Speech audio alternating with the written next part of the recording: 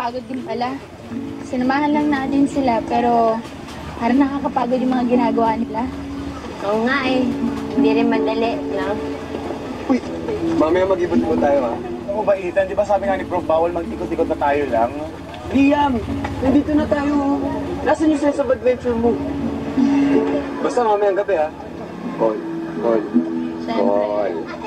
Ate Celine, pwede na ba tayo maglaro? O sige, break time naman namin ngayon eh. Pero bago yan, napakilala ko muna kayo sa mga kaibigan ko. Ito, si Ate Margo. Hello. Ito naman, si Kuya Ethan. At ito, si Ingkong Liam. Kuya, girlfriend mo siya?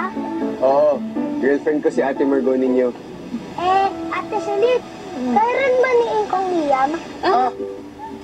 Ay, naku, hindi no? Hindi talaga. Bye-bye na lang po tayo.